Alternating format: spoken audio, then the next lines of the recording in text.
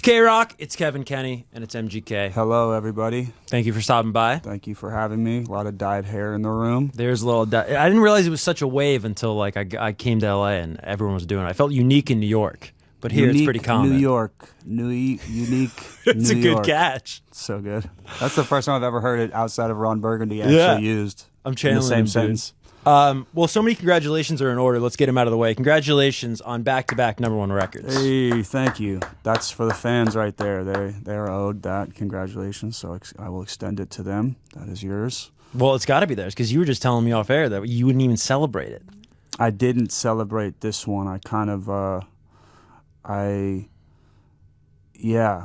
but it's my birthday, and I think I'm combining the celebration of that album with my birthday, and just I mean, I put a lot of pressure on this #1. You know, I kind of over pressured myself in it, so when it happened, it was almost like surreal, like I didn't know how to take it in. So it's seeping in slowly, and I think once I hit this tour, I'll really have got the full spectrum of like, whoa, we did it. You know, once I hear everybody singing the songs back, that's when it'll set in for me, I think. Is that, you know, you've been really outspoken about how the benefits of therapy in your life and you going to therapy and just the positivity you've seen out of it. And I got to imagine that sort of goes hand in hand with feeling more like yourself.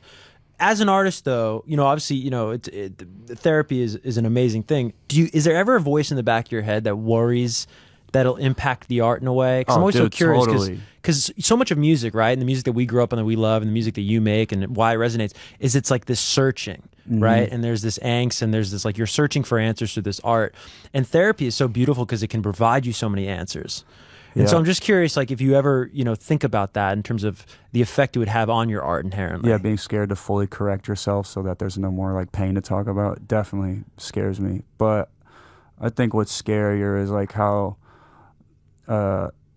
self-destructive you can be when you're in that like tormented space and you don't know how to like what to do, and there's not always a studio to take it out on, or an audience to go in front of and just like have a cathartic show in front of. So because COVID took touring away, and I was so used to touring 8 or 9 months out of the year, and I was always kind of like the place where I would take it out on.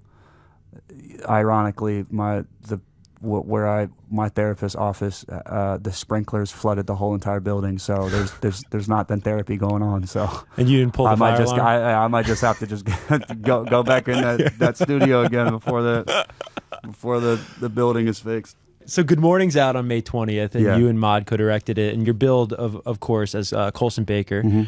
That's a name that, you know, we're hearing a lot more. Of course, MGK has been in the atmosphere since you debuted a decade or so ago. But you hear about Colson more, especially with your success in the world of film. Is that something, and this might just be like, you know, over importantizing something or intellectualizing something, but do you see a separation between those two things, or is it just kind of like time and place? Yeah, that's the point of what I was making with like when people feel so comfortable to speak on me. A lot of them don't know that I am a vulnerable person with real feelings that you are antagonizing and taking away the human side from, and I'm kind of like, okay, well, that was on me for getting lost in a character, and now it's on me to show you like, hey, this person has a name, and I don't want you to feel comfortable. Like, what you would say to Machine Gun Kelly, you should feel comfortable saying to the unmasked version of that person. And I don't feel like a lot of people would feel comfortable doing that, because if I knew that. It's like Spider-Man, right? Like if you take off his mask and you get to know Peter Parker, you're like, oh man, the whole world's saying like you're this like masked villain going around, you know, fucking the city up. But Peter Parker's just a kid with a camera who like started all this in a righteous place, like and it, you know, that is important to me, because I did get lost in a character, and I found myself. So you should, since the cameras are always rolling, and since that's kind of what fame is, that we're all on this ride together, you should kind of like find who I am as well outside of that character. And if Spider-Man was just all Spider-Man the whole time and you didn't get to know Peter Parker, there might not be as much love for that series. You know, that's kind of that's what's interesting about Batman and all those characters, that was when they take off the mask, you get to know the person behind that. So I think I had a mask on for a long time. I just want people to like see what, and you can keep the same opinion, and you can love me or hate me, and that's all good, but at least keep that same energy when the mask is off too. And if you're comfortable saying all these things to the person with the mask off and to the person who like, oh, well, okay, you don't have all this armor to deflect all these things. So I feel like a lot of people are just like, oh, well, it doesn't matter, dude. He's like, he's alpha, he's this, he'll be fine if I say this. And it's like, well, nah, that's part of my suit that I put on. I'm actually,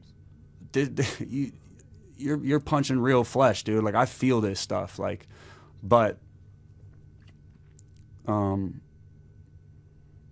it's also weird, speaking of Batman, because like for the first time ever, I heard my real name in a movie.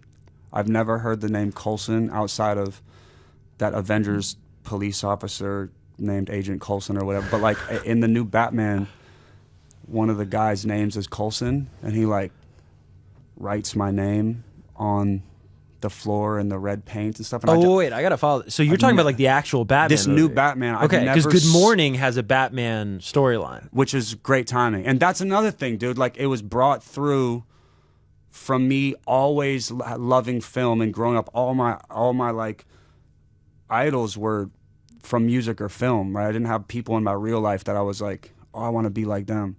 I wanted to be like Maverick and Top Gun, or like who, you know, those are people I wanted to be like. And I like it was just crazy watching the new Batman and being like, dude, they're using the name. I watched it with my daughter, and they kept saying Coulson. We were like, what? Because I've never seen that. It's always like Brian or yeah, of course, Jake, or like, you know, like I'd never saw a movie with my real name in it. But yeah, Good Morning had the plot revolves around like this guy who wakes up and he's an actor, and it's the biggest day of his life, right? He has an audition to become the new Batman. And yeah, I wrote it maybe 2 years ago, before we even knew there was going to be a new Batman. So the timing of it couldn't be better, because yeah, here we go. Yeah. How'd you get Rodman in the movie?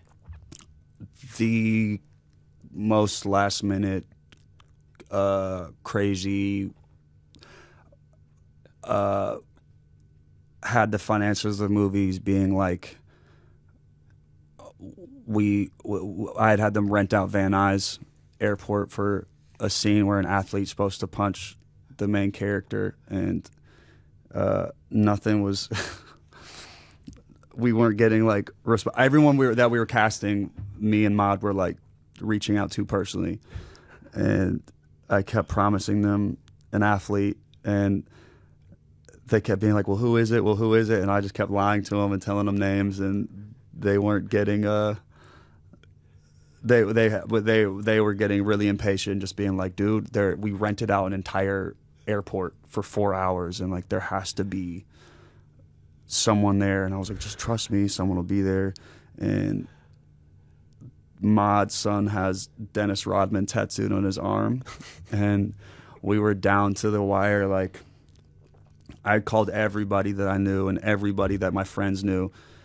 None of them were available to come shoot the movie. And then I feel like also it was probably a weird call being like, oh, Machine Gun Kelly's shooting a movie.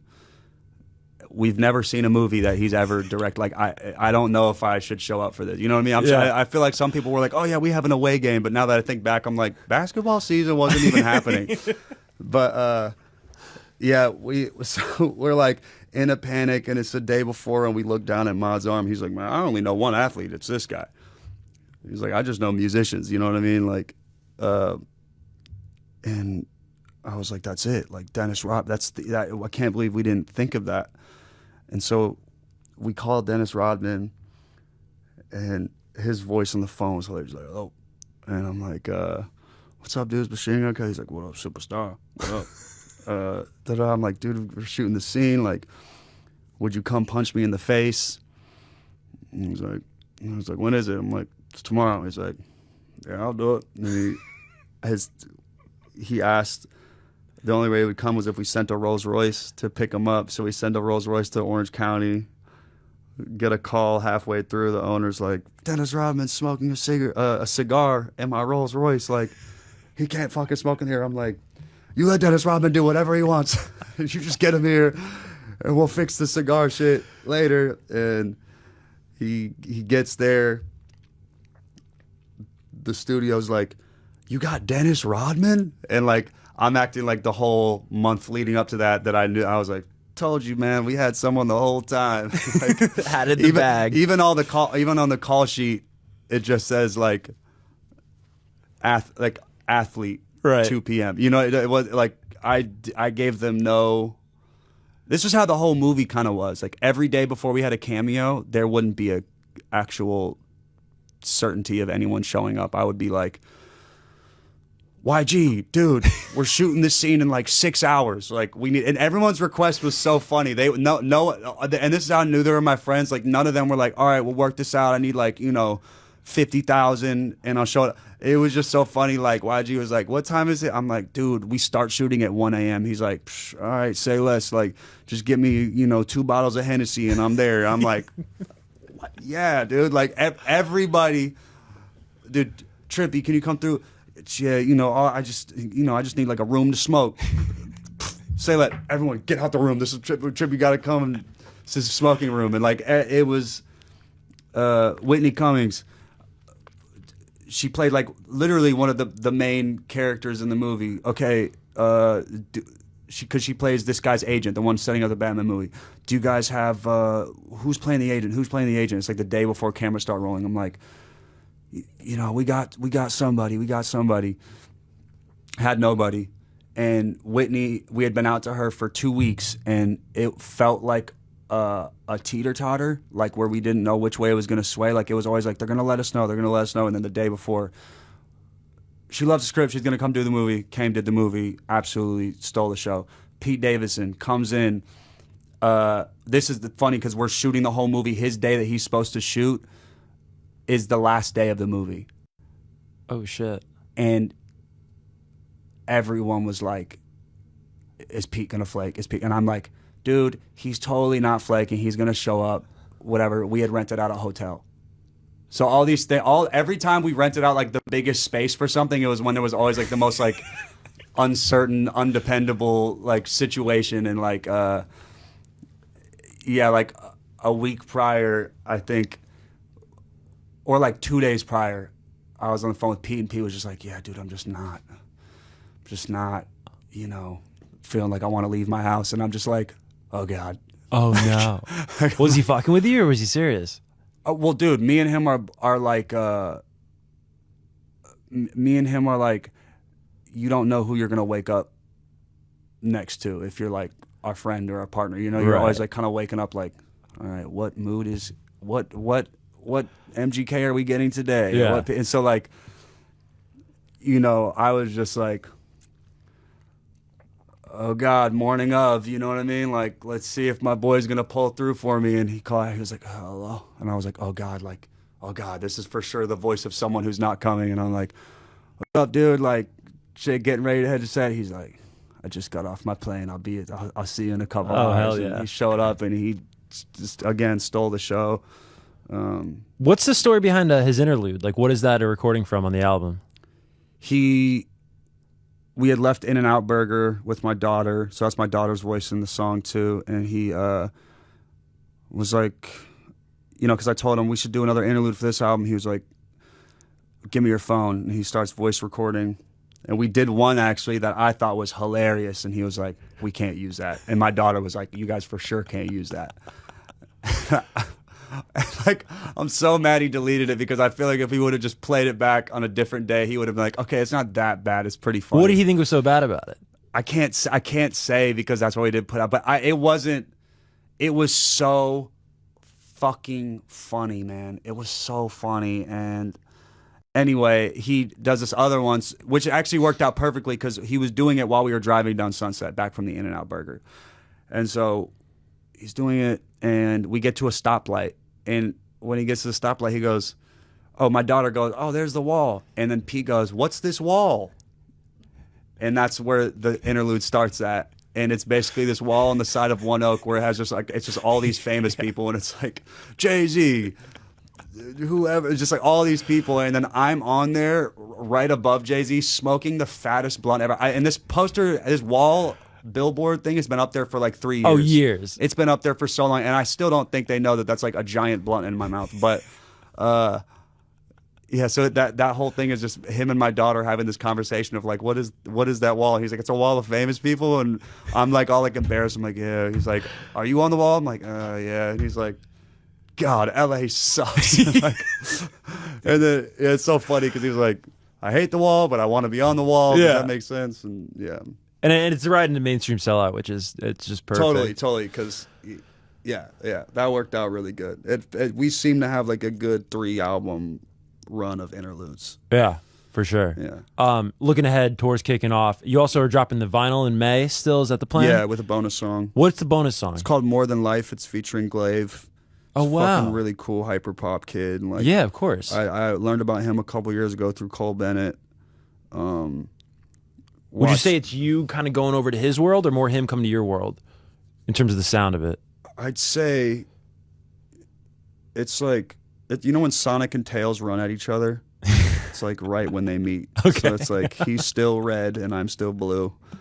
You know what I mean? Yeah. It's not like he went Sonic or I went Tails. He just did. Like when his verse comes in, you hear his influence. Yeah. Production-wise. And then on my verse, you hear my influence. So Yeah. yeah, it's kind of, it's rad. When I listened to the song the other day, I was like, damn, we should have put this on the actual album. But I feel like there's something special about the deluxe because there's 3 other songs on it. The vinyl only has More Than Life, and it actually has a different version of More Than Life because I went in with Travis yesterday to add a bridge, and there is no bridge on the vinyl version. There's actually interesting things about the vinyl version. Like Die in California is different on the vinyl version.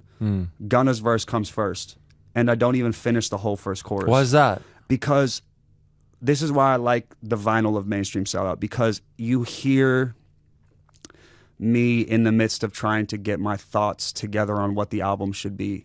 But the vinyl cutoff date, because of how long it takes to produce them now, was like, we need it today or you're getting 0 vinyls of this album at all. And I was like, okay, we'll give it to them as is. And I think that my fans will find the beauty in being like, oh, this is unique. Listen to how these songs are different than they are on the streaming version. No, that's super interesting. So Die in California, I hadn't even sung the full chorus.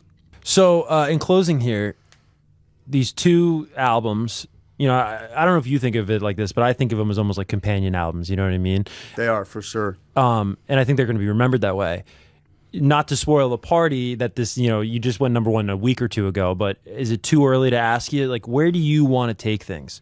You know, because there's, you know, I mean, I remember Mod being here last summer and us just talking, oh, I think Kel's going to go more into the rap thing, or, you know, and then you talk to somebody else, I think he's going to go more into like the heavy rock thing. To ask the man himself, like, where would you like to go?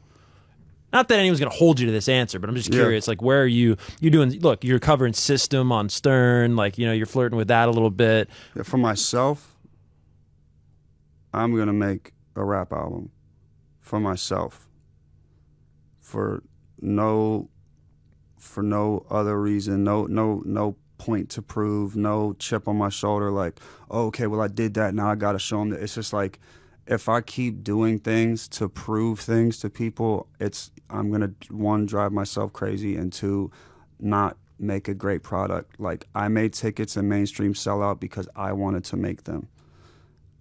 I need to now also make people miss that sound. And I need to also, because Tickets and Mainstream Sellout are companion albums, I don't think making a third that's so close in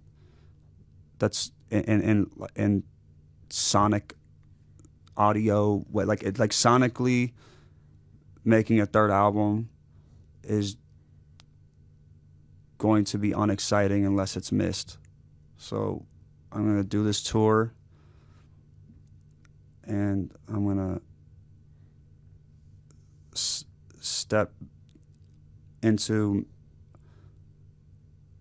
where I left Hotel Diablo and expound my storytelling as a rapper and find a new innovative sound for the hip-hop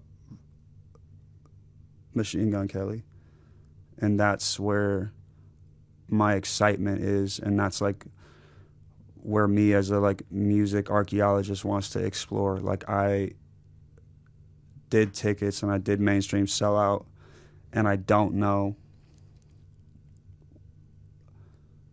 what that next version of that sound is yet, so I need to like step away and like until I hear the right tone or the right inspiration for, oh, okay, this is a way to like level this up. Because I knew that Tickets was, I knew that a way to improve that or make people excited about that was to come with a different guitar sound, and to come with, you know, even on God Save Me, when we kind of play with the yeah, like just a little, like incorporating things that as hip hop artists we would do with our ad libs and things like that. That was kind of, and just and with like bringing in 808s and like bringing in like merging of worlds, vocal samples.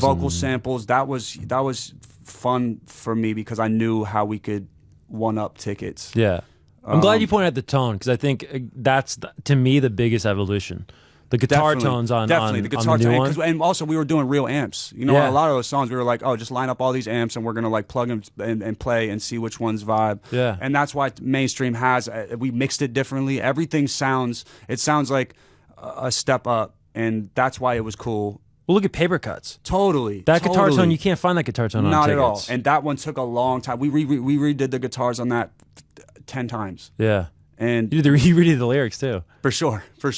Did you write that for the VMAs? Yes, I wrote that literally. And then you liked it. Literally and then you put it right on before the VMAs. I was like, I'd always do things thinking about like what would surprise the fans, and Yeah. I knew that if I threw a rap verse in there, that people Yeah, it would was be ill. like, dude, shut the fuck up. Like, Yeah. he like, because I never left. You know, I'm always here. Who's the them in that song? When you say they wanted them, but they got us. When you wrote that, who were you thinking about? I think that's kind of like the idealized artist from all the gatekeepers that are giving me shit, or the label, like, you know, I wish this person had done this step. I wish Tickets was this person's instead of fucking this guy with the attitude, with this guy with the like. I'm not codependent. I'm super like self-sufficient, and like that's scary to people because I own my own power, and like I'm not scared to use my voice, and like them is the people that they can control. Like, I wish we like that this would have went to someone that we actually still have the strings on, but I cut all my strings. Like, I'll never be controlled again because I went through that period too very early on, and so, you know, damn, I wish it would have been this person, but instead we got this bad motherfucker that we're gonna have to fucking always keep our eyes on and go to sleep one eye open around. You know, like that is like, it's like haha jokes on you. Like you wanted this person, but you got me instead. So stay on your toes. Yeah, truly. Yeah. Well, thanks so much for stopping by, dude. Hey man, thanks for the great conversation. That was really cool. Thanks for questions, and I really enjoyed this convo. Yeah, we'll do this every birthday. Okay. Yeah. Good.